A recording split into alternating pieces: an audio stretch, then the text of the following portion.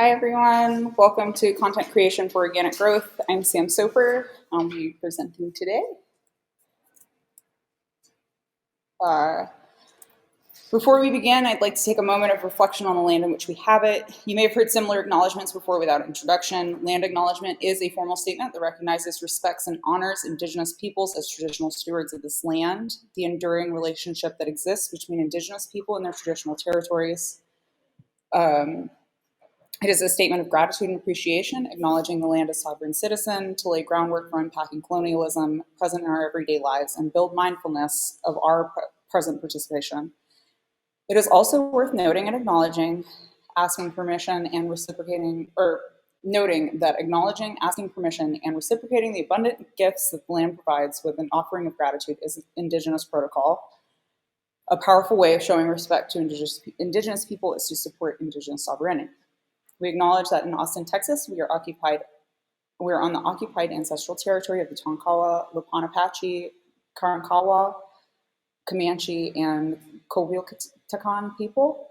We also want to acknowledge and give respect to the various Indigenous people and nations who live in the land we now call Texas: Mayakan Garza Band, Taplum Cohilcotans Nation, Kirikirish people of Wichita, the Seminole people, the Humano Nation of Texas, the Carrizo Comecrudo Tribe of Texas, the Band of Yaqui Indians, the Alabama Coshada Tribe of Texas, the Kickapoo Traditional Tribe of Texas, and the Isleta del Sur Pueblo. We recognize Indigenous people regardless of federal state recognition. We understand that this list is not exhaustive and that there are names and nations of people that history is still working to recover and include. We acknowledge and honor the diverse Indigenous peoples connected to this territory on which we gather to pay our respects to elders past and present. Without me introduce myself again, I'm Sam Soper. I'm owner of Faith Frog Studios. I'm a multipreneur, mural artist, and illustrator with a background in user experience design, digital content marketing consulting, and web development. I've been freelancing full-time for a little over 5 years now. So it's been a while since I've spoken in front of an audience of any amount of people. So if I seem a little nervous or I get red, it's just because that. And let me know if I'm talking too fast, because I do have a tendency to do that. Did everybody get one of the worksheets and the notes stuff in the back? Okay, sweet deal. All right, so let's break down what we're talking about today. What does content creation for organic growth actually mean? Content creation is the act of creating photos, videos, graphics, text, and image macros or memes. Organic growth is building an audience and engagement without paying for sponsored or promoted posts. So basically, we're going to go over how to create quality and engaging content to build your online audience without paying for promoted posts. Here's what we'll be covering today. We've got a lot to cover, so I'm going to need to move quickly. When you came in, you picked up a worksheet and an information packet. The information packet is an outline of all the content in this very large slide deck, so you don't have to worry about taking notes on everything as I'm going through it. The worksheet is a follow-along notes page for you to highlight the parts that jump out to you. There is also a spot on the back right here where you can write out any questions you have to ask at the end during the QA, or email them to me after the session. With that, let's get started. First, we're going to go over some basic terminology. There's a space on the worksheet to define some of those in your own terms, or feel free to work on it after the session or whatever, because I know you still don't have much to write on. Okay, so the basic terminology I'm going over, there's some media and brand relations terms. When I say brand, I am talking about your online presence as an artist or creative. I know we don't like to call our online presence as artists as a brand, but it is basically that, for sake of similar terminology or whatever. So on this side, we've got some media terms, which are used pretty regularly throughout this presentation. We have reach, which is the full count of people that have been exposed to or shown your content, also referred to as impressions in print media and views in interactive and broadcast media. Engagement is the amount of likes a piece of content, or the amount of times a piece of content has been interacted with via likes, shares, comments, etc. Also referred to as clicks in interactive media. And then relevancy, that's the proprietary scoring systems established by individual corporate entities like Google or Facebook / Instagram / Metacorp, to rank the feed importance of content on their platform, also known as the dreaded algorithm. The next set of terms are brand relations terms, which are used less extensively through this presentation, but they're good to know as a benchmark for how a brand is adopted by audiences or users. The first step is brand awareness. Well, there's a step before that, but it's like recognizing that you have a problem and some brand can fix it. But for our purposes, we'll start with brand awareness. Users are aware that you or your work exists, but they would not be able to remember your name or brand without assistance. This is like someone seeing your art in a gallery, but not reading the card to see who it is. And then next we have brand recognition or recall. Users are able to perform unaided recall of your name or brand and recognize your work when they see it. This is where people are able to see your work and tell somebody next to them who it is without even looking at the label. And then lastly is brand loyalty or trust. Users have developed a relationship with you or your brand and recommend you to their friends. These are your collectors, and part of managing your online presence is to get to this point of trust with your audience. Next, we'll go over some tools of the trade. Since I don't believe in presenting content that is only for the wealthy, we'll go over a few different investment tiers for each so you can learn how to produce quality content without breaking the bank. Let's start with capturing content. The key to capturing quality content is lighting. This is on your worksheet. There are other things you can do to make content look better, but if the lighting is not good, then it's not gonna look good. That's the biggest and most important thing, is making sure you got good lighting. Luckily, you can get somewhat quality content with these items that you may already have. You'll need something to capture with. Most of us at this point own a smartphone with a camera. That works just fine. So the bit I said about lighting, one of the best lighting sources around is the sun. It is free. It's out there most of the time, unless it's cloudy. You can also use a lamp, or a couple of lamps positioned well. If you're shooting any time-lapse videos or anything like that, you'll want to stabilize your phone. Prior to getting a tripod, I would use like a Coke can or a brick or something. Or you can be creative and come up with your own stand-in tripod. The next section, we're going over medium investment tools for capturing content. These items are usually under $75. Most of them are around $20 to $30, so it's not a huge investment. Tripod's definitely the first thing I would recommend. It enables you to take better photos and record stable video footage. Additionally, they're relatively cheap for the most part. Secondly, a ring light offers really balanced lighting. Most ring lights come with a tripod and a phone mount already attached to them. It's a bit more expensive than buying the tripod by itself, but it's worth the investment. I've also used my ring light like when I go do live painting gigs or things like that. It's helpful to have a USB powered light with me. Some other options you might want to consider: a webcam if you're recording any kind of like talking head video, like where you're, basically just a person talking to a camera. Or you can mount it above your desk for tabletop recording. A light box if you're doing small merchandise or product photography. They make these collapsible boxes that you can pop open and pretty much make a little bitty light room for smaller items. A mini microphone for recording voiceovers. Those are super cheap. You usually see them online with people that do like ASMR videos or really close-up videos of their cat eating or something, but it helps to cut down on exterior noise if you're trying to record any kind of voiceover on anything. Once you've created content for a while, you'll notice that the videos take up a ton of space. You may want to look into external storage like cloud storage, an external drive, or an SD card. Lastly, here are some high investment items. This is likely overkill for most needs, as they can be pretty expensive, meaning $75 to upwards, or over $75 to upwards of a couple $1,000s. But as you continue to grow your career, these may be good future goals. Also, don't forget that it's usually cheaper to hire somebody that specializes in these fields for some of this over making a big investment like this for yourself. We have a DSLR mirrorless camera. You'll need this if you're a photographer, of course, but honestly, I've been making do just fine with my phone for years now. So they keep making the cameras better on the phones, so it works. I mean, if you're doing just content creation stuff for social media, they downsample most things anyways, so you don't need super high quality video equipment. GoPro or 360-degree camera, especially if you're doing large scale or active work. These types of cameras can be really cool for capturing exciting content.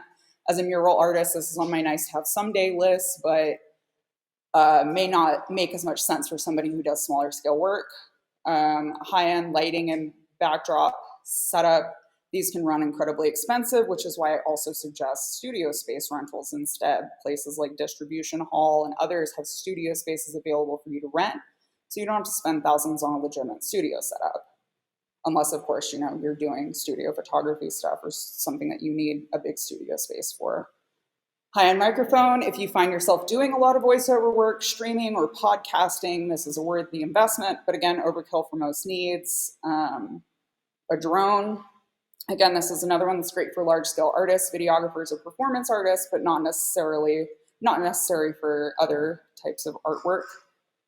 They vary pretty widely in price. And then a handheld gimbal. It's a tool that will stabilize your video content. So if you find yourself shooting a lot of content by hand, where aren't just setting up a tripod somewhere and like filming from afar, that is super helpful. It's a pretty good investment to have. And it's mostly just like a little, actually this thing here is a gimbal. You like put your phone in there and it keeps it from wavering or looking wobbly or whatever. Okay, so next we're gonna move on to content production. So you can just take your photo and video and throw it up on the web as is, of course. Or you could expand the scope of your content creation abilities to enhance it a bit before publishing. Put simply, production takes your content quality to the next level. You'll see this on your worksheet. You don't even need a computer for a lot of these applications I'm suggesting. The tiers in this one kind of move from your phone to like a high-end computer, basically. First are your low investment options. Most of these can be used on your phone. They're completely free and they're super easy to use. You can use the editing tools already available in your phone's camera software to make lighting and color corrections, to crop and skew your photos. Most publishing platforms also have similar editing options where you can do color correction and lighting edits and that sort of thing to enhance photography. And some of them have options for video editing as well. Adobe Express, the free version, and Canva are great options for free design templates and on-the-fly graphics creations. They also have options for creating like animated text posts and that sort of thing. Hyperlapse is a great tool for recording time-lapse videos. It will cut off after 45 minutes, so if you are using this tool, remember to check your camera and restart the recording every 30 to 40 minutes. I've been using it for years, so I've kind of like developed an internal clock to like check every 35 minutes or so, but I just mostly wanted to note that in case any of y'all start using it and you're like, why did it cut off at 45 minutes? It just does that, and I think it's to save on storage space, but it's nice because you can like export it at how much you want to speed it up, and it helps cut down on a lot of the post-editing time if you put it into video software after that. CapCut is another free video editing software with template options built in. I've been seeing its use on the rise with a lot of content creators I follow. And 1 second every day is great for like a monthly peek into your life and process. It's also an amazing tool for remaining present and grateful of the gift of each day. Every day or once a week, you can go in and upload a daily 1-second clip from your videos and photos and export it at the end of the month to give your audience a peek into what's been going on with you. Mine's like a mix of art process and then, cat pictures and gardening stuff. And it helps like humanize you as an artist or whatever, and share like a little peek into your life. Next, we'll go into the medium investment stuff. There's probably a lot more applications than this, but this was all I could really think of as far as if you're doing like any kind of photo or video editing or artworks editing stuff. These ones you have to either pay a small fee for an app or have access to a tablet or laptop or tablet to use them. Adobe Express has a paid version with access to a bunch more premium templates. They have like a decent amount of templates in the free version. The premium version has templates for anything you could possibly want to design a graphic for. As a professional designer, I already have an Adobe Creative Cloud subscription, which grants access to this application or like to the premium version. But I think standalone, it's only $10 a month. You can use iMovie on Mac or Clipchamp on PC. These are a little bit more robust video editing options, which it looks like they could be installed for free, but you have to have like a laptop or something to use them well. The iMovie on the phone is like cut down a lot. There's a lot of features missing. And then lastly, Procreate is something I definitely suggest if you've got an iPad and Apple Pencil. For a one-time fee of $12.99. It's nice that it's not a subscription fee because so many softwares are moving over to subscription-based platforms. It has a ton of amazing brushes built in and a lot of really cool features. Like you can export time-lapse videos directly from Procreate, and you can also check the time you've spent working on like a digital concept or something, which I've used in the past to kind of gauge how long it's going to take me to do a mural or a live painting thing or something like that. Personally, I use it a ton for sticker designs, concept work, and pre-rendering some of my vector graphics to make getting those together a lot smoother. Lastly, we'll discuss some high-end investment options. A lot of these you'll need a higher performance computer, especially for the video production stuff. They tend to be more complicated because they're geared towards somebody creating content on a professional level. You can get an Adobe Creative Cloud subscription. It's around $80 a month. You can use Illustrator for vector graphics like logos and icons. You can use Photoshop for photo editing and size optimization for graphics. Lightroom's great for photo editing. InDesign is also great for print documents. It kind of depends on what you're trying to create. Adobe Premiere Pro is not included in the Creative Cloud subscription, but it's a professional level video editing software, as is Final Cut Pro. Both of these are better if you have a very powerful computer built especially for video editing. And then let's touch on publishing a bit, just a tiny bit, because I'm about to go very deep into publishing in a second. So self-publishing is a great first step towards putting yourself out there, of course. Fortunately, most publishing options are free. They just require a bit of your time and mental effort into writing or creating graphics for your logo or whatever. I'm not going to read through these lists because we're about to do a deep dive on them in this next section. So in this section, we'll go hopefully very quickly over some different ways you can get your content to potential audiences. Follow along in your worksheet here. And highlight whatever platforms I talk about that seem interesting to you. So you don't have to, like, obviously you're not going to want to make an account on all of these platforms immediately. It's a lot of work to upkeep any amount of social media accounts. So I'm just trying to give you a lot of options so that you can narrow it down to things that might be relatable to you. Additionally, you'll notice that I have statistics available for each of these as we go through them. I wanted to note that while media corporations were very quick to jump on using non-binary identities to market to us, you'll notice they have not yet adapted them as a valid data set in their analytics. So only male and female gender demographics were available. So social media platforms are the first things we're going to talk about. Instagram, I'm sure a lot of you already know about Instagram. It's like the platform for visual creatives. Instagram's where my largest audience is, therefore it gets the most of my content and my attention. It's easy to set up and easier than most platforms to grow an audience, I found. Some tips are use a link in bio tool or somewhere to host various links referenced in your content. Instagram does not auto-generate links in text content. So if you put a link in your text content, it will not link it. So it's vital to have some sort of tool where you can, tell people link in the bio and they have somewhere to click. Like, especially if you're doing like an event or something like that, people need to know more. There are tools for this. You can build a page out on your website too that just has all your buttons and social media accounts. Second tip, create relatable and shareable content. This type of content has a higher likelihood of going viral.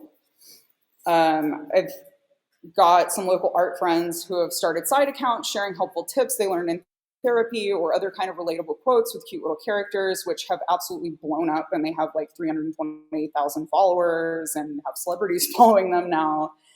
This hasn't necessarily been my area of focus. That amount of vulnerability is frightening to me. So I just do things real slow and steady. I also don't really want to be pigeonholed into doing one certain type of content. So, but if you're wanting to get really big, really fast, creating anything that is relatable and shareable that people can just like throw out to their friends or whatever seems to do incredibly well. Turn on your analytics. If you're still using a personal account for your art stuff, switch to a business account. And then when you do that, you can check like when your audiences are active online. So like, maybe it's noon on a Tuesday, everybody seems to be getting or interacting with your content. So you can kind of find out when the best times to post are. You'll want to put you can put hashtags in your comments. I still keep mine in my text, but it's supposed to help from getting your text content all cluttered up. I saw it recommended in a couple of the different articles I was kind of drawing information from. So Instagram's great for building out a visual portfolio. I've seen some open call applications lately that don't even ask for your portfolio website. They just ask for your Instagram. So having using the archive tool on Instagram can help like remove some posts that may not be as relevant, and kind of keep it curated. It's also great for finding out about new opportunities. If you're following like local venues or galleries or organizations, you can find out about ways to show your art through that. Facebook is an oldie but a goodie for community engagement. Setting up a brand page on here requires some amount of work because they are pretty heavy on the content requirements. Growth is semi-difficult and generally kind of slow. Facebook's been around for a very long time, so their algorithm is super trained to like not let businesses do anything unless they're paying Facebook. So just being present on there and doing what you can is helpful. As for some tips, schedule your content to save yourself time and plan ahead. Personally, I only get on Facebook once a day in the morning, and I haven't had it installed on my phone since like 2016. So scheduling is nice to keep myself from getting too sucked in because they are doing, research on how to get people as sucked in as possible to their site. You're going to want, if you start a brand page on there, you will want to at least have the messaging app on your phone so that you can respond to messages quickly, because they do have a public facing metric for that response time. Share from your brand page to your personal account to increase your reach and build your audience on your brand page. Oh, wait. Facebook often has a slightly older audience, which is better for conversion rates. I've had some decent mural leads come through Facebook, so it has been worth it to have that online presence there. It's best for setting up a dedicated brand page, groups for community building around your brand, and still has one of the better event listing options, and have an option now to like export those events to Eventbrite. So it is good for if you're in any sort of position where you're hosting events or whatever. Next, we'll talk about TikTok. It's a fast-growing up-and-comer with a fun and educational side. It's super easy to set up. You don't even need a username. It'll just assign a username to you as soon as you jump on, which is kind of creepy, but whatever. The growth is very weird. Because their algorithm is so tailored, it's, as far as I've been able to tell, it's good to just try out a bunch of different things and see what happens. Because you never really know what could get traction. But I have found that like quirky authenticity is often rewarded. TikTok is a big person talking to their phone like it's a friend sort of platform. A lot of that content gets circulated pretty heavily. It makes it easy to use trending audio.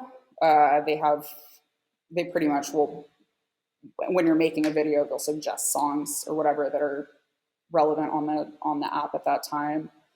Educate your audience. Some of the better, or like the posts I've made with better traction tend to be tutorial posts I've made on there where I'm, teaching somebody how to do something or how to make like a certain product or whatever. And there's a lot of like researchers and stuff that use the platform. You can use it to connect with other creators. I found that on TikTok, I've had an easier time connecting with a more global audience and some of the curators for like Winwood Walls and stuff that I haven't been able to break through to on Instagram or other platforms like that. So it is strange that you can like kind of get connected to higher profile people on TikTok. TikTok's great for humanizing your brand, micro-influencing, which is building an audience reviewing or teaching about products in order to gain some sort of in-kind sponsorship, and connecting to a younger audience because their audience does skew very young. Twitter is an oldie but not so goodie. Personally, I don't really feel like Twitter is worth dumping a ton of effort into. Definitely not worth whatever Elon paid for it, but it's easy to set up. But the growth is terrible. You can use it to keep an eye on trends and scheduling your content as advised. I found, and this is something I recommend to my clients as well, it's really best to use it like an update bulletin, like where you can just, if you want like a little news ticker or something on your site, like Twitter is a great place to put that kind of like short snippets of, oh, here's an article, here's a video, here's some event notices, but spending a lot of time putting out the 140 characters isn't really as necessary. It's also the one social media platform that has a much more masculine audience, as I was finding. Like they have, 61% male identifying. We'll go over censorship in a later slide, but Twitter is one of the few spaces with very little in regards to content censorship, so definitely worth exploring if you are a figurative or erotic artist.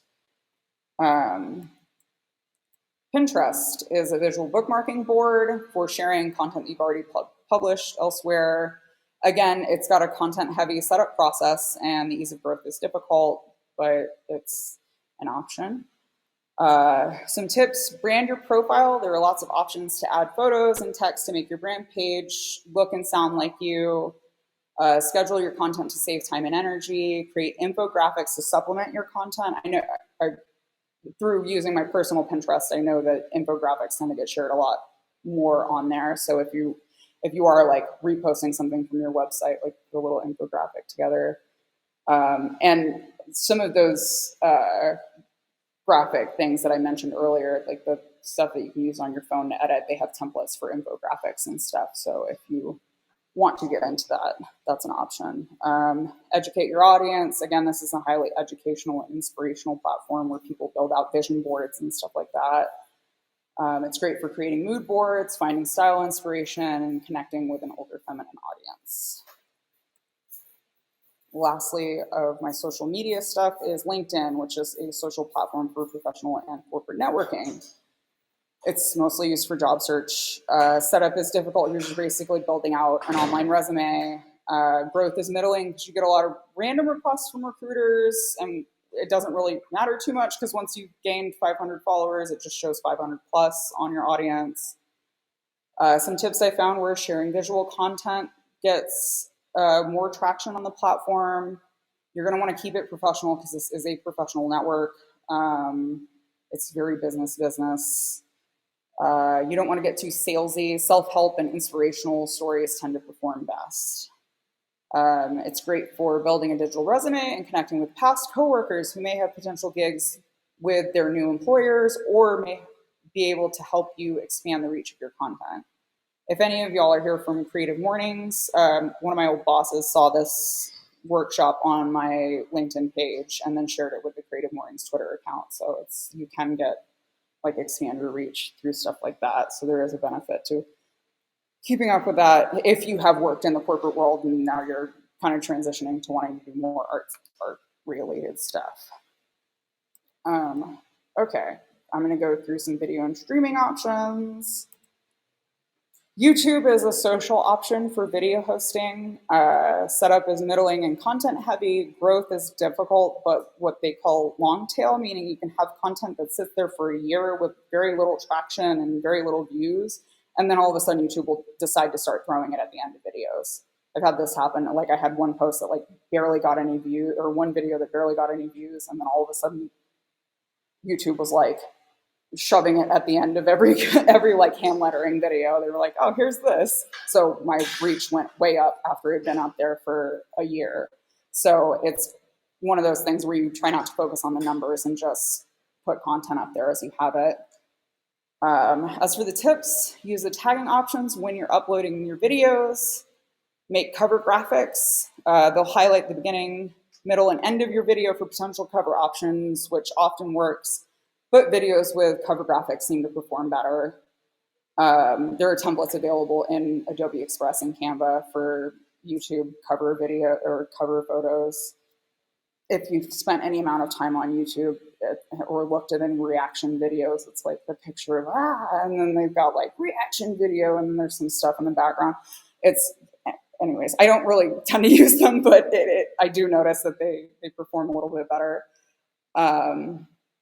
You can create clips of your videos to share to other platforms that don't benefit from direct video uploads. So platforms like YouTube, or not YouTube, Instagram and TikTok, they benefit from using their platform to upload your video directly. Stuff like Twitter, it doesn't really matter if you direct upload a video to Twitter or if you share a link to a video on Twitter. So like Twitter, LinkedIn, Pinterest, those are all great for sharing clips on. One of the big things I really like about YouTube is that it has a massive library of royalty-free music. So you can use their video editor to put in some royalty-free music and avoid any sort of copyright flag. Next, I'm going to talk about Vimeo a little bit. It's a much less social option. So if you're just looking for somewhere to put your video content up, you might want to look into Vimeo. They have a couple, like their free plan has a few like caps and stuff. Some things worth mentioning are that they allowed for the uploaded videos in different aspect ratios. So some of my like older ad content videos and stuff like videos I use for design work, I put up on there. But like all my art stuff is on YouTube because I like having like a two-way engagement where Vimeo doesn't necessarily have that. They also have a professional marketplace that may be useful for videographers and animators if you're into that sort of thing. If you're an artist who is also a gamer, live streaming on Twitch might be for you. Growth is slow and setting up a good looking overlay system is a bit of a pain, but it's fun once you get the hang of it. And if you got varied interests, it's definitely worth a try. And an overlay is like, wait, I don't know if I can swap my tabs. It's basically like something that you put on top of the video that has some of your branding and stuff on it. You can get rather complicated ones. I'm uploading to my YouTube after this, the Twitch stream that I am doing right now. And you can kind of see what I mean by overlay from that. There's like I have like a little window for this presentation. I have like a little webcam window. I have some little scrolling things that have my website on it. So there's a lot you can do with overlays to kind of make your content a little more branded. When you're done with your Twitch streams, you can download them and speed them up in iMovie or something. And like if you're streaming while you're working on an art piece, you can speed those up and use those as time-lapse videos and put them on YouTube. You can use the categories and tags to target the right audiences. There's an art category for live art streams where you can take a peek at how other artists are actually using the platform. It's great for hosting talks and for living your Bob Ross moment if you've ever been interested in teaching people about your specific craft. And finally, I'll go through some other publishing options, which I'm going to try to run through as quickly as possible. Obviously, your portfolio website or blogging platform is a great way to improve your search engine visibility. Explore content adjacent to your art. One of my highest traffic posts on my website is an Animal Crossing custom designs tutorial that I put up on my blog, and it gets me like thousands of visits per month. And overall, that bumps up the search relevancy of my site as a whole. So it's definitely worth, if you're interested in writing at all, doing, any sort of writing or like blogging stuff is helpful. Another option is email marketing platforms. It's a great way to connect with your audience and use further segmentation to talk to specific parts of your audience. Like I have a part of my audience that are people that are in the Creative Cuties community, and those people have kind of opted into more of my teaching content sort of stuff, and like sometimes I'll host meetups or whatever, but that specific audience will get that kind of content. And you can also I'll go into that in a second. You can set up templates and automation to make your job easier so that you're not having to go in there and edit stuff.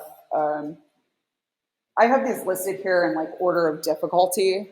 So like Salesforce is a pain in the butt and not really worth using unless you're like, you get to a point where you're basically a corporate art machine or something.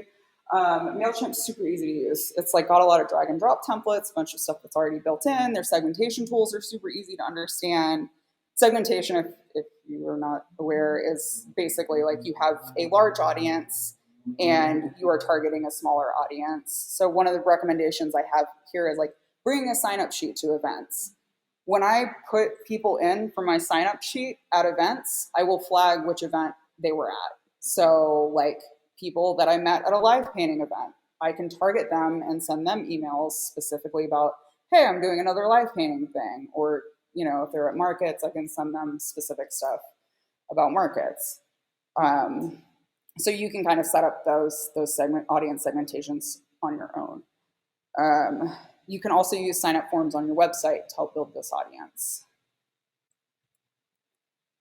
Okay, next thing, chat applications are a way to foster community around your creative practice. You can set up your own group chats or chat servers on these platforms, or join channels in similar industries to help expand your network. Like I got involved with a community called FrogCon that's based out of Canada, and they do a big frog convention. And because I have a lot of frog-based artwork, I'm connected in there, and I can share some of my stuff in there. I'm connected with Raw Paws Network on there because they're a local shirt printer, and they did contests and stuff. So when you're involved with those other channels, you can share your work or upcoming events in whatever various communities you're in, and can share that with the people in your audience. Next way to get your stuff out is local and online publishers like magazines, newspapers, blogs, and podcasts. This will help expand the reach of your story. You can set up a media kit on your website to attract more press opportunities as well. If you Google how to make a media kit landing page, it'll kind of show you that information. I don't know if any of y'all have like an easy site builder situation. Um,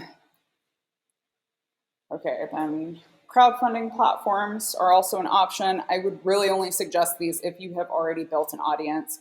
Coffee is the only one that you might, like, if you don't have an audience yet, you can throw that up on your links page. And it's like, I don't know if you've seen it before, but sometimes people will have buy me a coffee. And that's kind of like, it's just a small incremental donation sort of situation. But Patreon, Kickstarter, Indiegogo, all of those require a lot of content work and planning out rewards. Um, if you're looking to, if you've already built your audience out and you're looking to fundraise projects or generate passive income or collect donations, you can join some of these. You'll want to keep your rewards super simple to start out with, because it is, you kind of underestimate how much work it is to like produce, just simply producing the content, let alone like not mailing things out to people. Because if you set the mailer out like at a $5 tier, you don't think about how much time you're going to spend there, like writing out everybody's address, writing out a little thank you card for everybody, like that sort of stuff. So it is good to take time and plan that stuff out beforehand. Here are some other options that don't really fit into any of the other categories.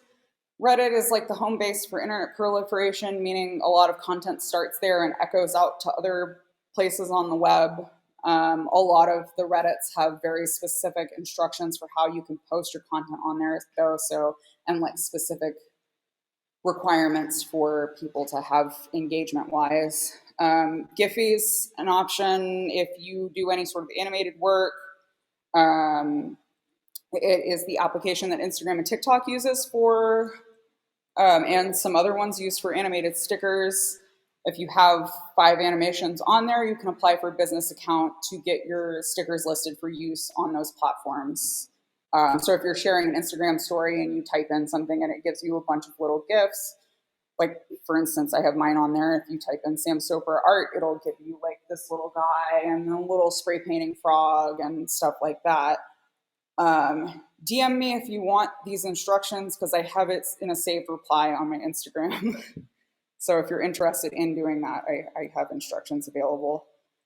Westcover is an interior design and decor marketplace, which may be helpful for some visual artists.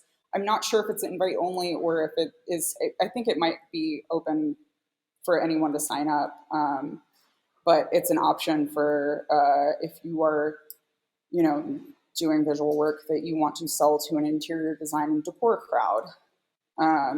You do have to set up like a separate portfolio on this site, so it does take time. Okay, you've made it through the publishing options section. Congratulations. Now, we're going to talk about some funner stuff. So we're going to talk about some engaging content that moves beyond just sharing photos of your work. So, I mean, that's the obvious one, is sharing photos of your work, but there are other things you can do to kind of build that brand trust and make it more engaging. First, we're going to talk about establishing your brand voice, which I have at the bottom of this sheet. You can follow along to define your own brand voice in the bottom, or work on it a little later when you have time, because I know it is something that you got to think about these things. Brand voice is the unique personality that a brand presents to the world. If you're looking to grow a following around your creative practice, even if you're presenting under your own name, you will be consciously or unconsciously developing a brand around your work. For the sake of your own privacy and professionalism with engaging with your audience, a brand should have some voice guidelines. In real life, I'm a super messy, introverted, unhinged goblin person who cusses a lot and jumps from one hyperfixation to the next. People get a little bit of that from my Instagram stories and my TikTok, but for the most part, how I present in anything that is stable online is not how I am normally. So the first question when you are looking through establishing your brand voice is, what is my identity? For me, I'm a mural artist and illustrator with Indigenous ancestry who's neurodivergent, non-binary, with a background in the tech field and interest in naturalism, freedom of information, social justice and representation, human experience, dismantling capitalism, and cultivating creative expression. What are 3 words to describe your work? For me, it's colorful, detailed, and whimsical.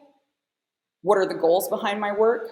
Distilling the essence of joy, bringing a smile to the user's face by making them feel appreciated and empowered to live colorfully by raising awareness of the beauty present in their own environment. You'll notice some of these are, if you've written an artist statement before, a lot of it's very similar to what you might put in an artist statement. You want to think about what your mission is behind building a platform around your work. For me, it's to inspire, educate, and foster self-empowerment and appreciation for the natural world and humanity as a whole to build a more creative and sustainable future that benefits everyone together. You want to think about what parts of yourself you're comfortable with sharing. Because if you are showing up on the internet and doing things you're not comfortable with, you are going to drop it quickly. You will be like, I don't want to do this. Like you will never see me doing TikTok dances because it's not me. that's not who I am. But maybe if you're into that, it gets traction. I'm comfortable with sharing my work, my process, my knowledge, that sort of thing. You want to think about who your audience is if you have already done some audience building or if you've done gallery shows or whatever. My audience is predominantly female, highly queer, in the 25 to 44 age range. You want to think about how you want to show up for your audience. For me, it's positivity, encouragement. I am a chronic all caps yeller at people on the internet. I'm not very much like that in real life. I'm kind of quiet when people actually meet me, but online, I love gassing people up. If I'm drunk, I love gassing people up, but I tend to stray a little more on the sober side nowadays. So I get a little bit more awkward in person, but online I like to, tell people yay for what they're doing. I like sharing helpful tips, fun facts, spreading awareness and knowledge, and giving people creative inspiration. So these are all things you want to think about when you're thinking about how you're going to interact with your audience online. It is helpful to have some kind of like goals with what you're doing. Okay, so now we're going to talk about some ideas for an inspiration. If you flip your sheet over, I have a spot for 10 content ideas. I'm going to go through several different content ideas, and whichever ones jump out to you, write them down. If none of them jump out to you, then don't write anything down. But if you see something, you're like, oh, I think I could do something like that, write it down. So first category is the most obvious, which is showing your work. Here. It's just a cropped photo of your work. You can also, put up works you have for sale on there. If you have your site hooked up with your online store. This is actually a piece by Marcy in the back there. I'll call you out real quick. But if you have, anyways, you can put up, like if you have your online store synced up with your Instagram, you can tag your products in there, which I'll go over tagging and stuff in just a bit. You can also make it a little more engaging and editorial by doing merchandise laydowns. Merchandise laydowns are something that they use in the retail world a lot to make a very aesthetically pleasing, arrangement of products, which is a little bit more exciting than product on a white background sort of situation. You can also try lifestyle photography. This is an example of one of the new shop things. This person sells these tapestries, and they did this photo shoot with some local people, and it kind of makes it easier for your audience to imagine what your work might look like in their home, or, they like seeing people living a fabulous life, and they're like, oh, I want that. And then they, try to get your work. So those are some options for showing your work that aren't just, showing a cropped image of your work. But cropped images of your work is good. That's a good thing to share too. Next, we're gonna have some behind the scenes options. People love to see how things are made and how you got to where you are, and behind the scenes content is great for that. If you got a studio space, show it off. If you have an aesthetically pleasing desk with where you do your work, show that off. You can post a topical throwback to older content. For instance, this artist, they just recently did a paint jam at Leicester Pearl East, and this artist shared a previous, like a paint jam they did in 2016. Since it was semi-relevant, they were like, oh, here's a little throwback to the one I did in 2016 at Leicester Pearl. So, that's an option to like kind of, show people where you've been and, or, where you've come from and how much your art has grown. I don't know whether Throwback Thursday still has any traction, but that's also like a hashtag option for you. You can post teasers and works in progress, like this here. And this is a studio shot. See, it's not super complicated. It's just, there's some works in progress. Time-lapse videos are one of my favorite ways to share my process. I think part of it is because I'm neurodivergent. I just really like seeing, because it takes me so long to do my work, seeing it all compressed down into like a very small period of time. I'm like, oh, that's cool. So it's nice to like, it's very validating as an artist, I feel like. Don't forget to catch some like real-time B-roll shots. So like if you have your camera set up on a tripod, you're doing your time-lapse video, take a second pause and pull that off there and like do a little like real time, here's actually what I'm doing, cut that in, go back to time lapse recording, just so that your audience is understanding of like that it actually does take time. It's not just like the minute that you see on here was all the time I took to make this piece. And some of those video editing options I mentioned are great for that. Sketchbook tours are another fun way to give your audience a look behind the creative curtain. A lot of times when I brought sketchbooks out to markets and stuff, people like to look through the sketchbooks. I've found myself getting involved in looking through sketchbook tours that people post. It's neat seeing everybody, like seeing people's concept work. So that's an option. You better believe your audience will want to know things about you. This also makes for great content options, especially when you don't have anything else to post. Periodically introduce and reintroduce yourself to your audience. Like I've seen a lot of people do it like as their audience has like a growth spurt, they'll reintroduce themselves, or like once they reach a certain threshold, like, oh, I just got 1,000 followers, let me reintroduce myself. You can schedule a photo shoot in your studio or with your work for content like this, or you can draw a picture of yourself and some things you like for a hashtag Meet the Artist post. Another option is art versus art. This is a Meet the Artist post, by the way. Another option is art versus artists, which is a hashtag art versus artist. It's a trend that pops up usually around the end of the year. Where you post a photo of yourself surrounded by 8 works of art, or 8 of your recent works. Artists usually tend to do this at the end of the year as like a, here's the work I did this year sort of thing. So, and it tends to get a decent amount of traction during that time. You can make a post about what inspires you to create or what inspires your style. People love to know about that. You could post about what mediums you use. Put this here. You can post relatable content or other non-art interests. Again, this is the type of content that gets viral traction. Many people vibe with the helpful vulnerability. This frog account here is one of the ones I was referencing.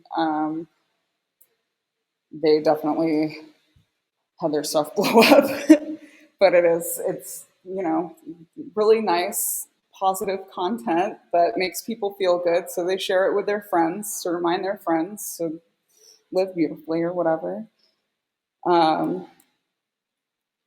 Another thing you can do is inspire and educate. You can educate about your process. For a lot of people, art is kind of like magic.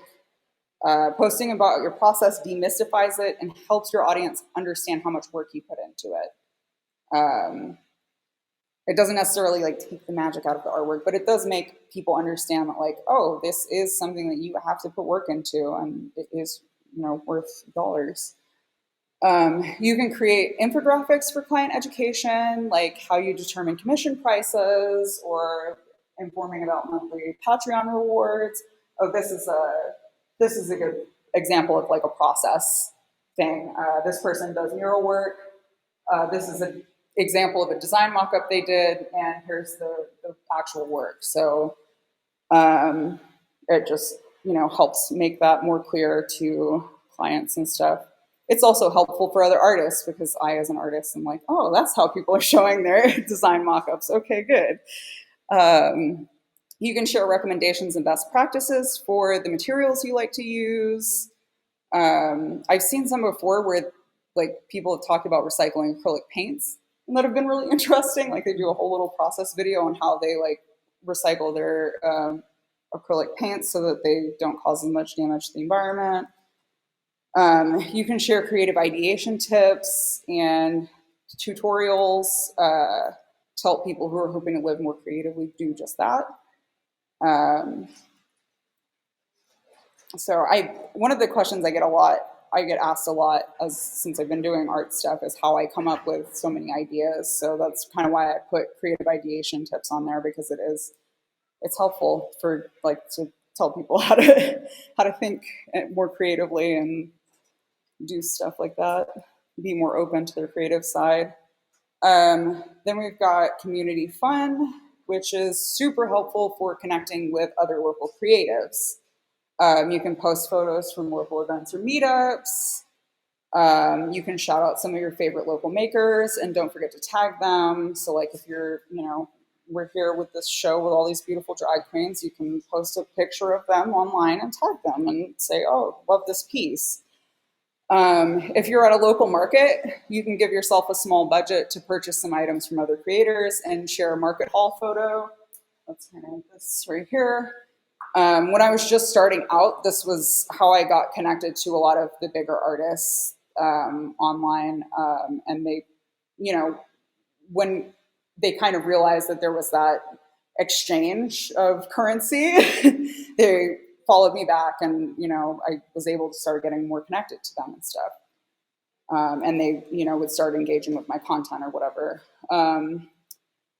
There are draw this in your style posts, which are posts made by artists inviting other artists to recreate one of their works in their own style. Often this happens a lot with like character work and that sort of thing.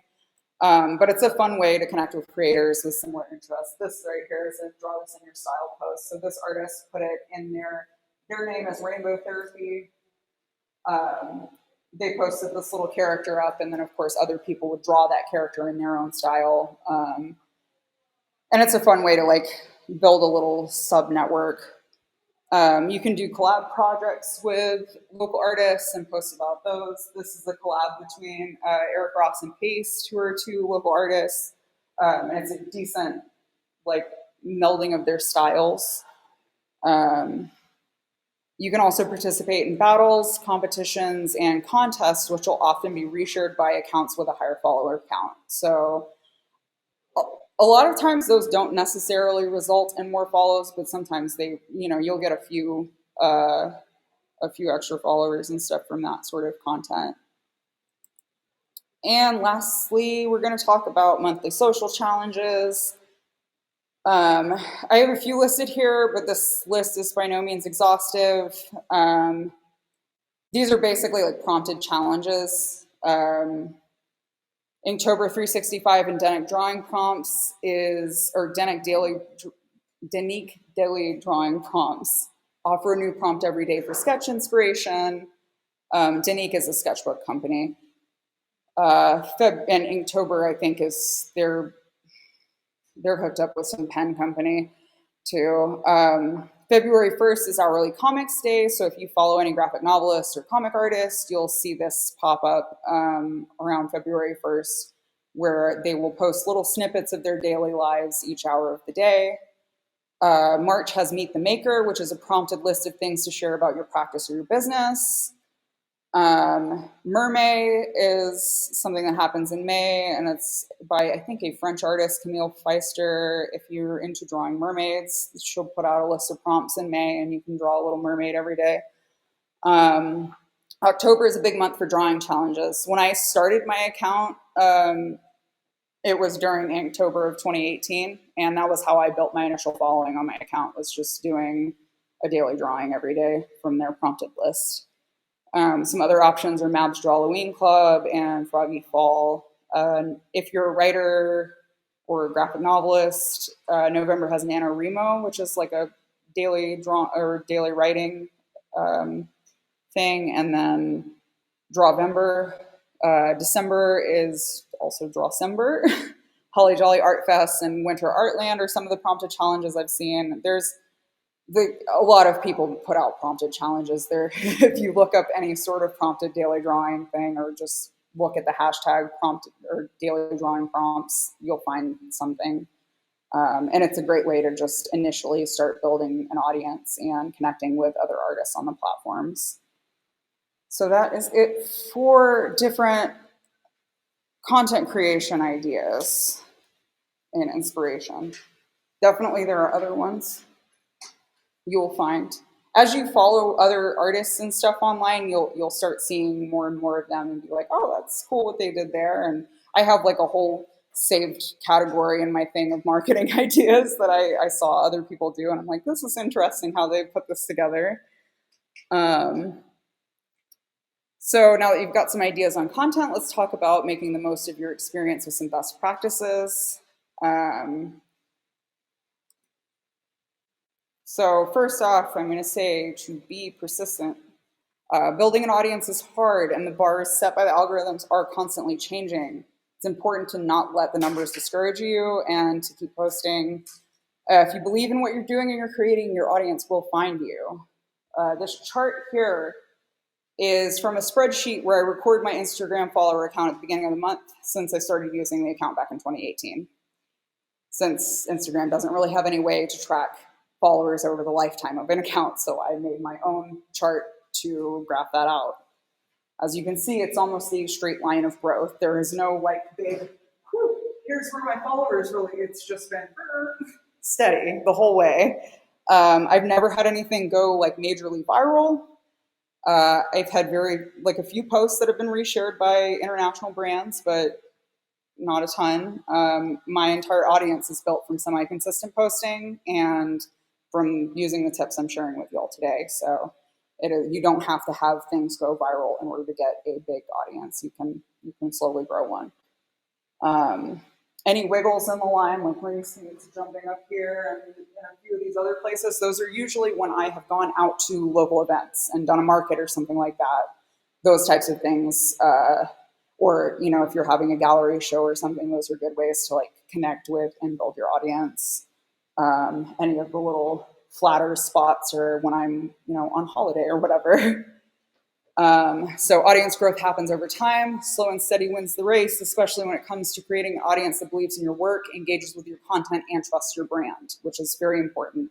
Because if you pay for one of those things where they're like, well, grow your followers by blah, blah, blah, you'll get a bunch of spam accounts following your account, and it'll lower your account's overall relevancy if that happens. Because you've got a lot of accounts that are probably flagged as bot accounts that they haven't taken down yet. So it's a good idea to just be slow with it. Next thing we'll talk about is tagging.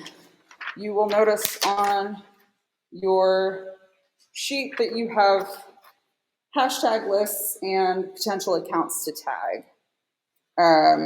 These are just and you probably will want to work on these afterwards. And it's nice to have for like a reference list when you're posting.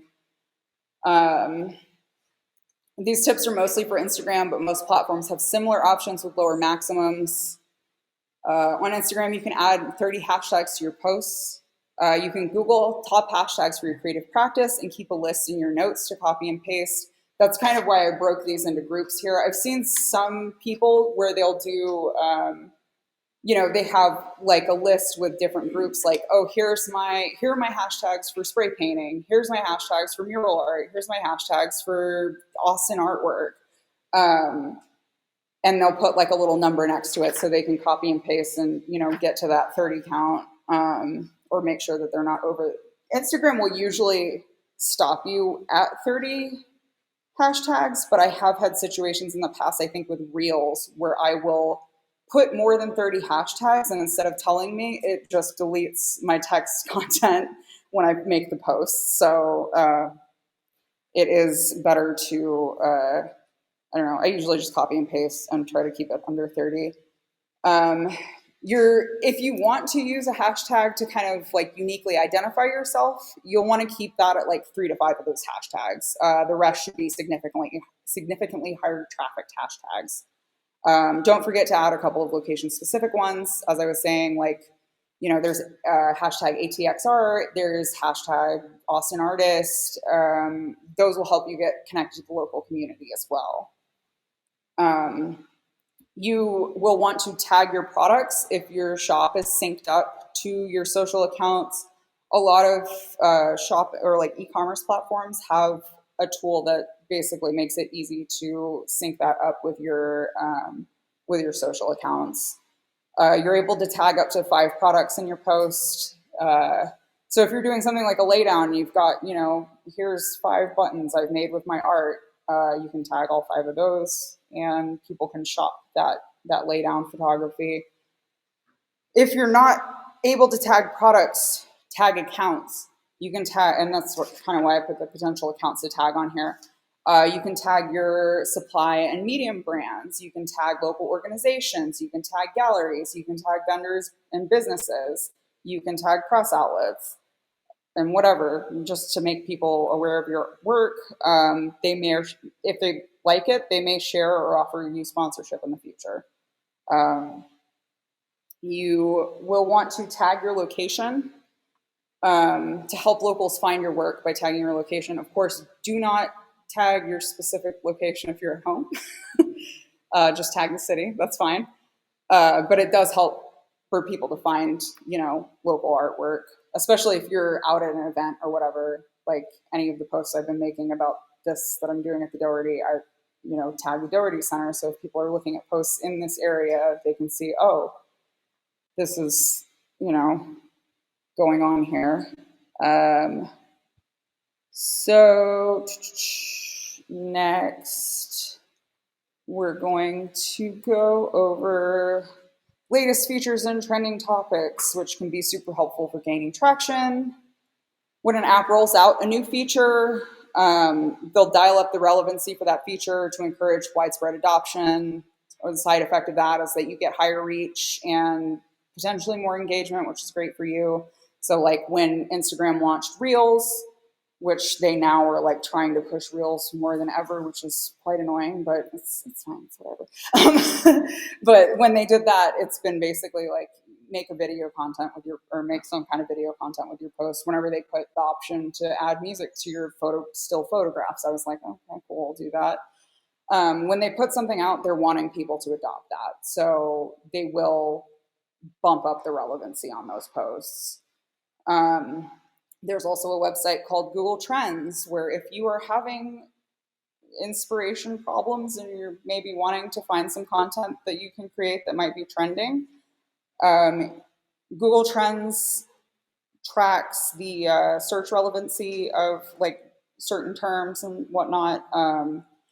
You can help optimize like your website for search stickiness, and that can kind of give you some options for trending content that you can create. You're going to want to put the social in social media. The more you engage with your audience and the platform, the more engagement you will get from the algorithm, and in terms of building your brand loyalty with your audience. So if you have an audience and they're commenting to you and saying stuff to you, it's helpful to reciprocate that, say something back to them. There are challenges and community building activities, which I went through that list of challenges earlier. That'll help you connect with other artists on the platform. When you're out in the real world, bring stickers with your artwork and account name on them to hand out to people. In-person networking is still one of the best and one of the most surefire ways to build your online audience. And you can make sure that the people following you are not bots, because they're real people that you met in real life. And people like a free sticker. You can follow and engage with others in your field for content inspiration as well, which I kind of mentioned a bit earlier. And for the last thing, I'm going to talk about multi-channel formatting. You can expand the capability of your content by capturing in portrait mode and landscape mode, like reels and stories and that sort of stuff. You're going to film with your phone this way. If you're wanting to post videos to YouTube, you'll want to film with your phone this way. I just do a mix of both. Like if I'm shooting a B-roll of one thing, I'll shoot it this way, and then I'll turn my phone to the side and shoot it that way. And that makes it so you can take those clips and use them on as many social platforms as you have available to your disposal, or have the energy to put stuff on. And I definitely recommend capturing directly from your phone's camera. There have been times where I've tried to use TikTok or Instagram Reels to capture video, and sometimes it just deletes it or messes up the video or something. So it's better to capture directly from your phone's camera and then import those videos to, and edit them or whatever in TikTok or Instagram. And that way you can use them on as many platforms as you want without, having a TikTok logo on it or some other kind of logo on it. So the last thing we're going to cover today is avoiding reach suppression and burnout. So this is how to keep your reach up and not burn yourself out. There's a few things that you're going to want to watch out for when you are posting on social media. The first thing is promotional suppression. Because these platforms sell ad space and sponsored posts, they do not want you marketing on their applications without paying them to promote that content. They will have bots in place to check the text of your content, of your posts. And if you have the note sheet, I do have something listed specifically that Facebook does. This is not on the worksheet, but Facebook basically, like, if I post something on my brand page and it says like X% off, Facebook will put a little notification up in the top right corner that'll be like, we see that you've used percentage off in your post. Perhaps you'd like to sponsor. And I'm like, oh, I can tell that you're suppressing the reach because you have just advertised to me that I can pay you to have people see this content. So there's little things like that they do to kind of try to, get you to spend your money with them. And there's ways around it, like avoiding explicit selling language, substitute numbers or symbols for a few or one of the letters in promotional words. Like anytime I'm talking about Patreon, I take the O out and put a 0 instead. So it's just, there's little things like that you can kind of skirt around their rules. Next thing I'm going to talk about are ad review bots. So, especially on Facebook again, but Facebook is, they're kind of eating other social media things. So similar rules are going to be applied across the board at some point in time. They had a bot called that basically enforced the 20% rule, which was you could upload an image graphic into Facebook, and there was a tool that would scan that image graphic and would basically tell you that you can't promote that post because more than 20% of the graphic content is text. So it's you've probably seen when people get their Facebooks hacked and they have like a Ray-Ban ad that has like words all over it. That sort of bot is to prevent stuff like that. They retired this rule in, I think it was like 2020 or something. But they replaced it with this very obscured high text content, low text content. They still rate the text content of graphic posts that are sponsored, but they don't tell people how to get a high rating on that anymore.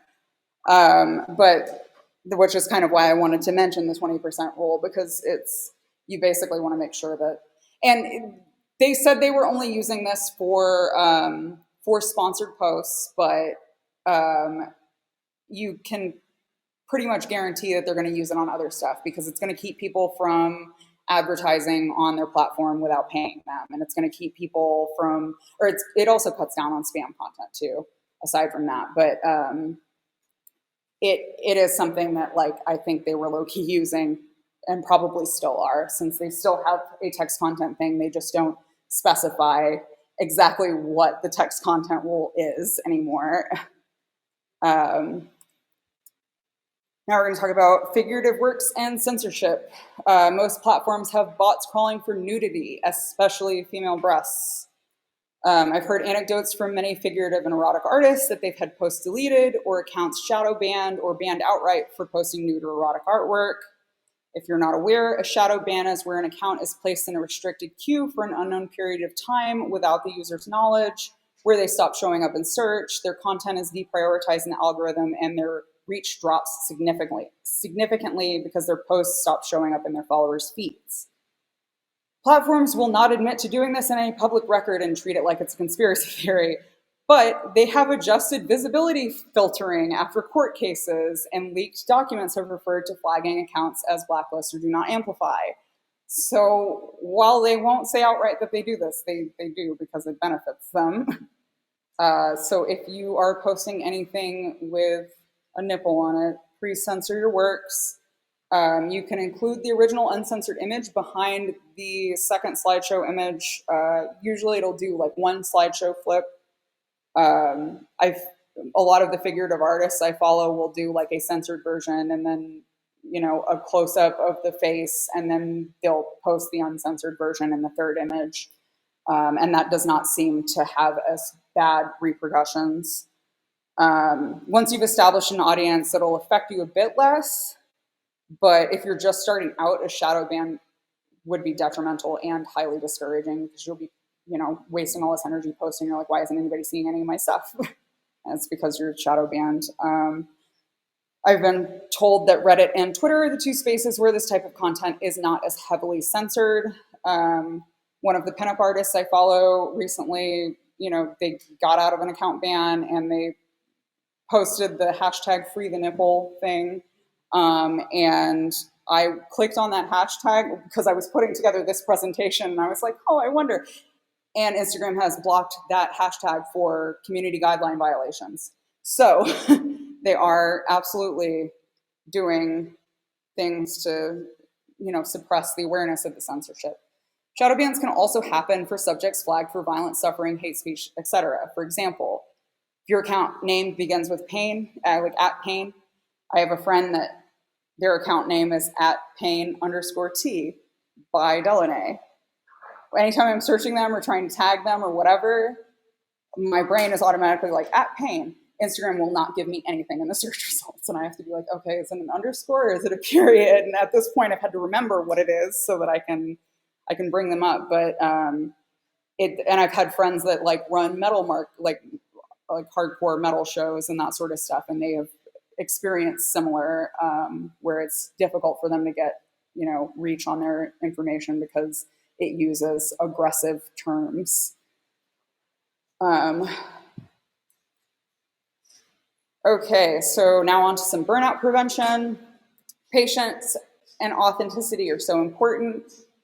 You're one person, you're gonna wanna be patient with your process. Most organizations and businesses have a dedicated person or entire teams for content marketing. You're one person doing your best. If you miss something one year, make a note of it for the next. Most trends are cyclical and will pop back up again next year, giving you time to plan for them. Plan your content out in advance. 2 weeks to a month is often a good call. This photo that you see here, and during Inktober of 2020, I did a little book where I was revealing a page of the story every day. I had this thumbnail sketch of everything drawn out early September. So like I already, basically by the time Inktober rolled around, I was doing a coloring sheet every day. So it makes it easier And it makes it seem like you're producing a ton of content, but it's really you're just planning ahead and you're kind of being patient and waiting for, the right time to post things and whatever. Reminder that you dictate the timeline of your journey and you're allowed and encouraged to take as much time as you need. You don't need to post every day. You don't need to post once a week, maybe post once a month. That might be a good idea, but you don't have to do a ton, just a little bit here and there. As I said before, be authentic. Performing and creating content in a way that goes against what you're comfortable with will very quickly lead to burnout and exhaustion. Don't follow accounts that make you feel bad. Remember, a lot of these applications do a ton of psychological manipulation and testing to keep you consuming content, wasting time, and buying products from their advertisers. So be aware of that so you do not fall into the various traps that they set for you. Follow what makes you feel happy and inspired. If you're following something that makes you feel bummed out, go to that account and unfollow it. It's a little more difficult to do now because they are shuffling in a lot of stuff that you don't follow into the feed. But if you have something that's making you feel bad, scroll away from it as quickly as possible. Because the longer you linger on it, the app will basically flag that as more content to show to you. So if, you're seeing something that doesn't make you feel great and you linger on it, they'll give you more content that doesn't make you feel great.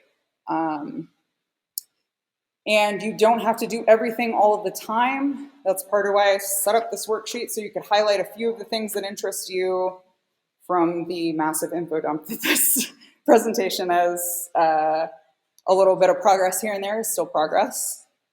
So, don't start every single social account that I showed you. Start with a couple and then work your way out from there.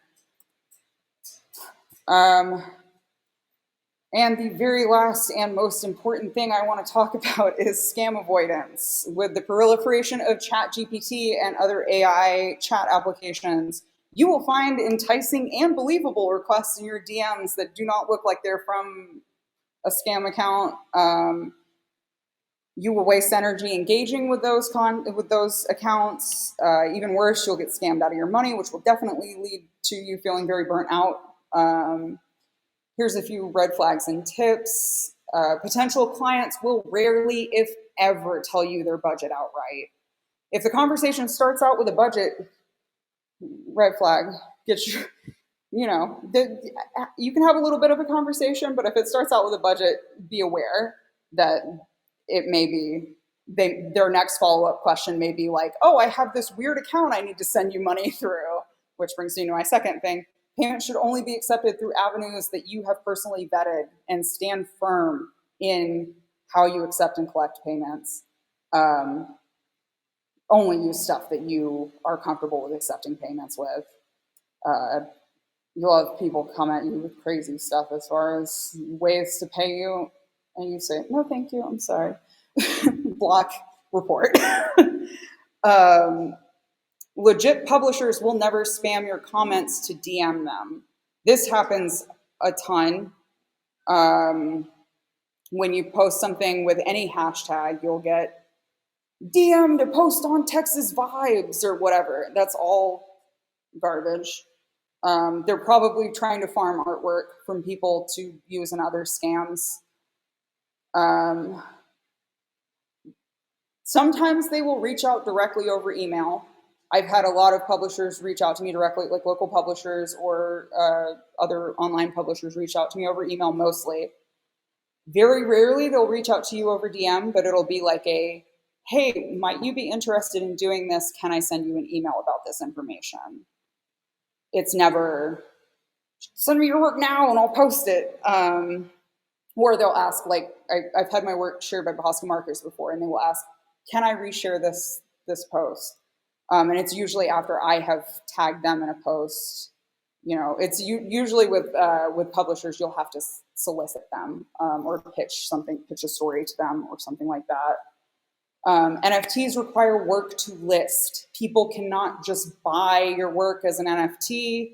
That's one of the bigger ones going around right now. It is like every other day I am getting some message that is like, I'd like to buy 5 of your works as NFTs. And I'm like, I haven't published anything on OpenSea. You're out of luck. Like, you have to do work in order to publish your artwork on the blockchain. It is not something that people can just buy an image off of you.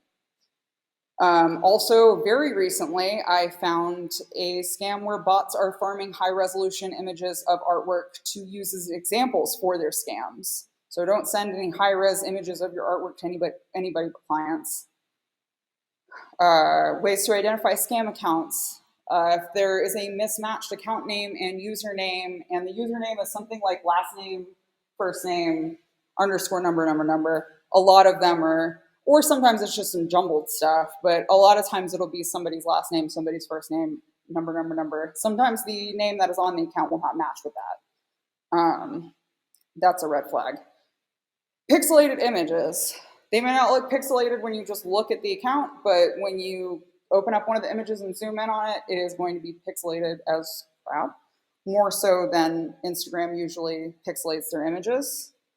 They usually have an unreasonably high follower account or likes on their posts compared to the amount of content they've posted if you are able to see their content. A lot more nowadays, they are setting their accounts to private, so you can't really tell without requesting to follow. But if they do have that information available, that's a good way to check. All the comments are from spammy looking account names. So, all their accounts will have last name, first name, number, and it will be like beautiful or, 3 fire emojis and like normal people sometimes use that kind of stuff too, but it's the engagement's a little different.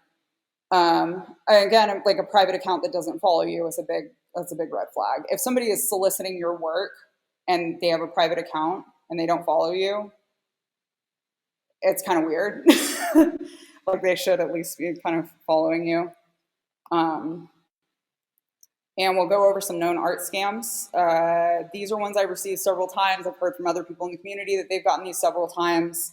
The text content of them changes slightly because a lot of these are filtered through an AI chat application. So like the keywords will be the same, but the way it's presented is different. There's one with an apraxia patient looking for an artist or illustrator for an academic event. I've received this one over email multiple times from different people.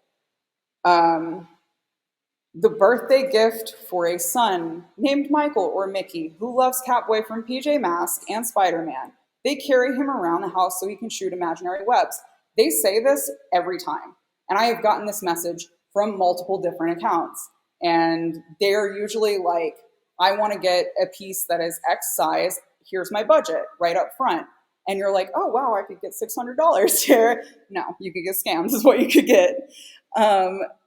Another one is the 50th anniversary or birthday gift for a husband, which is really funny to me because like, this is my artwork. My artwork is very cutesy. It's like most men are not into my cutesy artwork. It's fine. But it is like a 50-year-old man is not going to be really interested in my work. I've gotten this on Instagram and I've gotten this through my website form. So they'll hit you from multiple angles. Again, as I mentioned earlier, purchase a number of your arts as NFTs. They'll always have like a specific number. It's like 5 or 6 or whatever as NFTs. It's a scam. Just block it.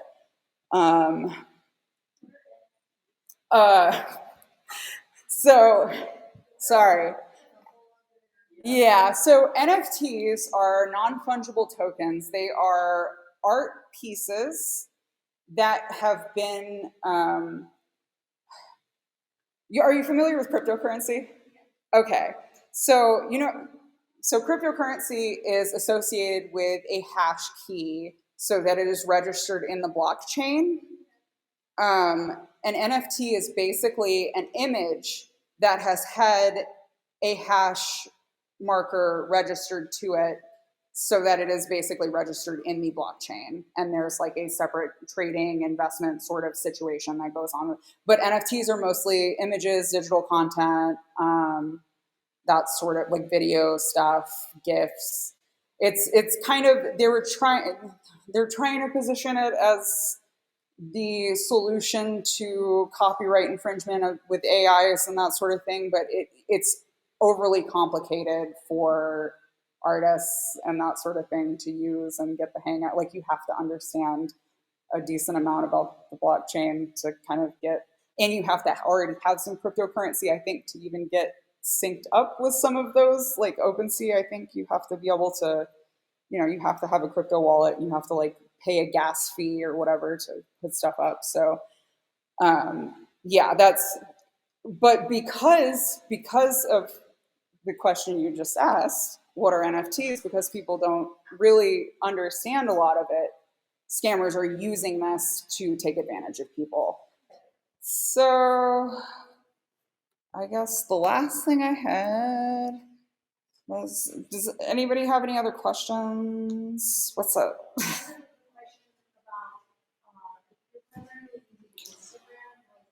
About how you posting so that you're like keeping that their album or whatever. Does that make sense? Like, because I know you said to be consistent, but like, what's consistent? Like every day, I mean, if you're just starting out your account, it's good to try to keep like a day or every day, like daily or every other day at the beginning. But if you can't, if that's not manageable for you, then make a schedule for yourself that's as manageable as possible. It really doesn't matter as long as like you are amassing content on there over time. Like you'll grow a following as quickly or as slowly. They do kind of, if you take like 2 months off of posting, they might like deprioritize you a little bit, and it'll be harder to kind of like climb out of that. But yeah, I feel like if you're just starting out, like every other day or maybe 3 times a week would be a good idea. Once you get a bigger following, you can post less, which is kind of the nice thing about it. I don't have to post as much now as I did when I started. I kind of had that audience there, and it doesn't take as much work. But yeah, you can just kind of do what is comfortable for you. Again, as I was mentioning with burnout, if you are pushing yourself past your limits, you're gonna lose traction really quickly, and you'll just give up, and then you'll go 8 months without posting anything, and you'll be like, I forgot I had an Instagram account. So just take it slowly with yourself and do what feels comfortable for you. But yeah, nowadays, I feel like I usually try to get like every other week or so, I'll post something up, or when I have new work to post, I'll share it. I do a lot of live painting gigs, so those are very quick painting things. So I, will post those more often. But I just keep up with like, just when you have something to post it. Yeah. Or, you don't have to like try to be a content machine or whatever. Like, do what's comfortable for you, and you'll be able to keep up with it a lot better. Did you have a question? I did. I was just curious about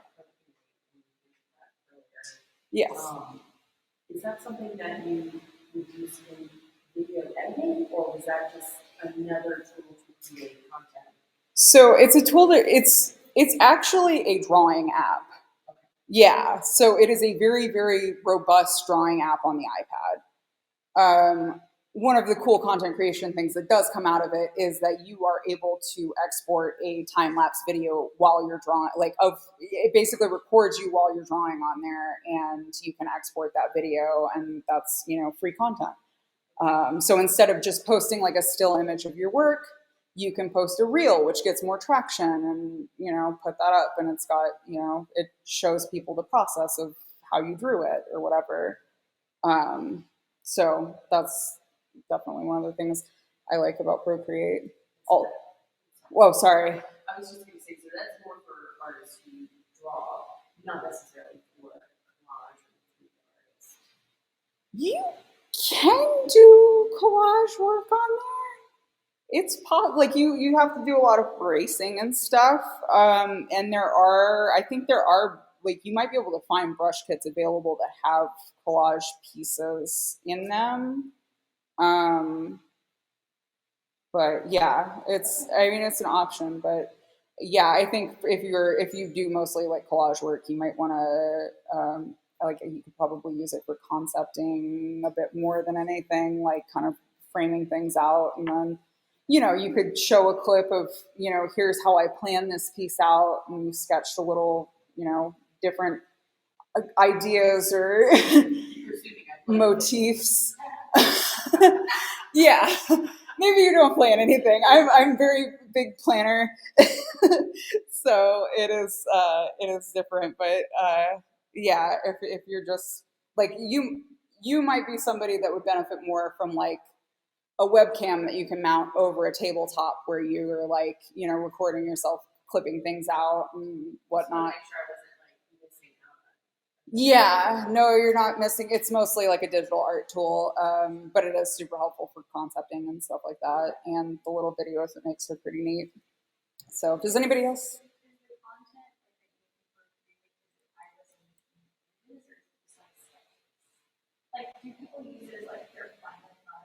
Yes. Oh, yeah, show.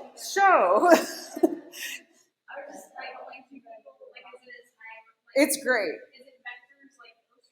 So if I'm doing logo or icon work in there, I will use a hard edge brush. Like they have a lot of different pen brushes in there that are great. I will draw the thing out on my iPad in Procreate, and then I will export it to my computer and do the live trace thing, and it usually catches it pretty well.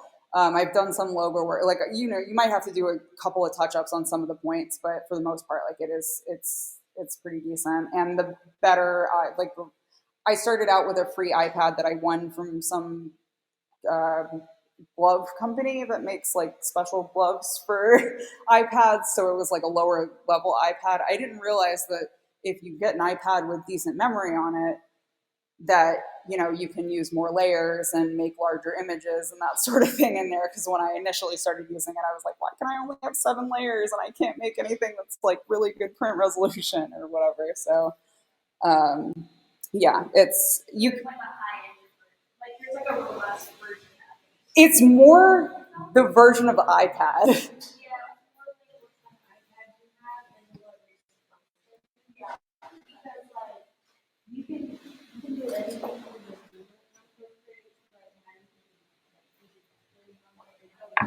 Oh yeah, they do have 3D rendering stuff on there.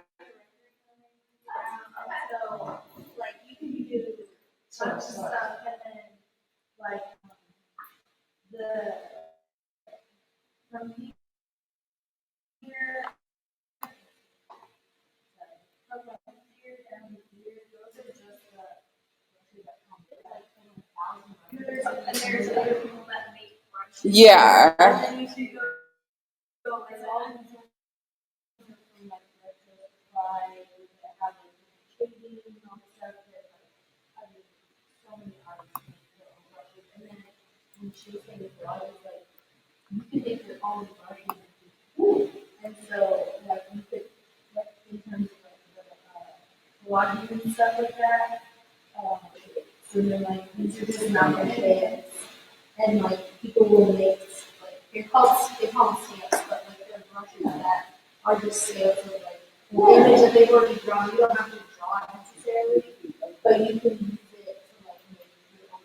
Yeah.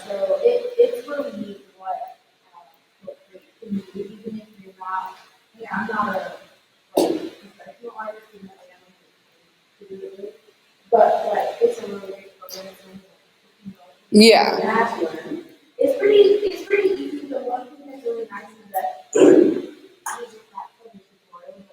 Yeah.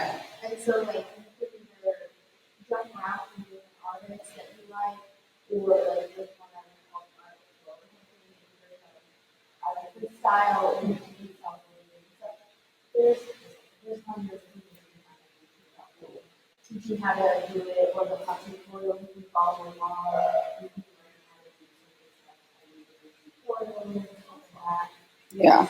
It's a great app. Yeah, it's awesome, especially for the price and the fact that it's like a one-time purchase and you don't have to continue shoveling money to them like you do with Adobe. Um, so, does anybody else have any other questions? We're a little over on time. Sorry, Morgan. Um, okay, well, thanks again for coming out to the workshop today. I hope everybody learned something.